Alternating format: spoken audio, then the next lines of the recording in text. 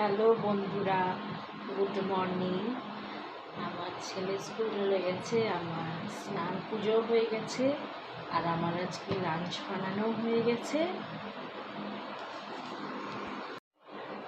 Good afternoon friends. এই যে আমি আমার শ্বশুরকে এখন লাঞ্চ দিয়েছি, ভাত, করলা ভাজা, ওল সিদ্ধ আর সব রকম সবজি দিয়ে মাছের ঝোল।